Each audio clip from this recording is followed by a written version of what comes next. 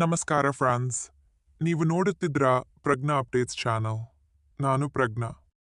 ಈ ವಿಡಿಯೋದಲ್ಲಿ ನಾವು ಇಂಟರ್ಲಿಂಕ್ ಎಂದು ಅಂದ್ರೆ ಏನು, ಯಾಕೆ ಇದು ಒಂದು ಟೋಕನ್ ಪ್ರಾಜೆಕ್ಟ್ ಅಲ್ಲ ಅಂತ, ಮತ್ತು ಹೇಗೆ ಇದು ಕಂಪ್ಲೀಟ್ ಡಿಜಿಟಲ್ ಇಕೋಸಿಸ್ಟಮ್ ಬಿಲ್ಡ್ ಮಾಡುತ್ತಿದೆ ಅಂತ ಅರ್ಥ ಮಾಡಿಕೊಳ್ಳೋಣ.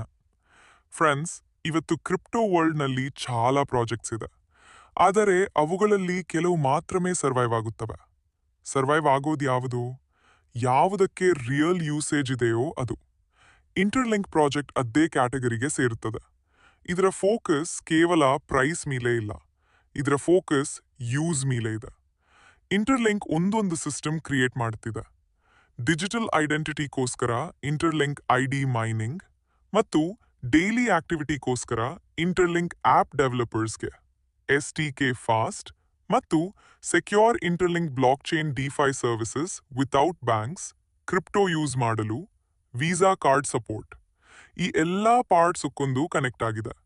ಇಂಪಾರ್ಟೆಂಟ್ ಪಾಯಿಂಟ್ ಏನಂದ್ರೆ, ಈ ಇಕೋಸಿಸ್ಟಮ್ನಲ್ಲಿ ಪ್ರತಿ ಆಕ್ಟಿವಿಟಿಗೆ $ITLG ಯೂಸ್ ಆಗುತ್ತದೆ. ಯೂಸರ್ ಜಾಸ್ತಿ ಆಗಿದರೆ ಯೂಸೇಜ್ ಜಾಸ್ತಿ ಆಗುತ್ತೆ. ಯೂಸೇಜ್ ಜಾಸ್ತಿ ಆಗಿದರೆ ಟೋಕನ್ ಡಿಮ್ಯಾಂಡ್ ನ್ಯಾಚುರಲ್ ಆಗಿ ಗ್ರೋ ಆಗುತ್ತೆ. ಇದು ಆರ್ಟಿಫಿಷಿಯಲ್ ಮಾರ್ಕೆಟಿಂಗ್ ಅಲ್ಲ, ಇದು ಸಿಸ್ಟಮ್ ಬೇಸ್ಡ್ ಗ್ರೋತ್. ಈಗ ಮೈನಿಂಗ್ ಮಾಡುತ್ತಿರುವ ಯೂಸರ್ಸ್ಗೆ ಫ್ಯೂಚರ್ನಲ್ಲಿ ಇಕೋಸಿಸ್ಟಮ್ ಕಂಪ್ಲೀಟ್ ಆದ್ಮೇಲೆ ಸ್ಟ್ರಾಂಗ್ ಬೆನಿಫಿಟ್ ಸಿಗುತ್ತೆ. ವೆರಿಫಿಕೇಶನ್ ಫೇಸ್ ಬಂದ್ಮೇಲೆ ಅರ್ಲಿ ಯೂಸರ್ಸ್ ವ್ಯಾಲ್ಯೂ ಕ್ಲಿಯರ್ ಆಗಿ ರಿಫ್ಲೆಕ್ಟ್ ಆಗುತ್ತೆ. ಫ್ರೆಂಡ್ಸ್, ಇಂಟರ್ಲಿಂಕ್ ಪ್ರಾಜೆಕ್ಟ್ ಅಂದ್ರೆ ಕೇವಲ ಕ್ರಿಪ್ಟೋ ಪ್ರಾಜೆಕ್ಟ್ ಅಲ್ಲ, ಇದು ಲಾಂಗ್ ಟರ್ಮ್ ಡಿಜಿಟಲ್ ಇನ್ಫ್ರಾಸ್ಟ್ರಕ್ಚರ್.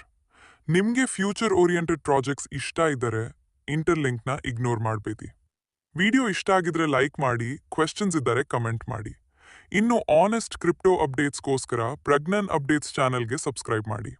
ನಾನು ಪ್ರಜ್ಞಾನ್, ಮತ್ತೆ ಸಿಗೋಣ ನೆಕ್ಸ್ಟ್ ವಿಡಿಯೋನಲ್ಲಿ. Thank you.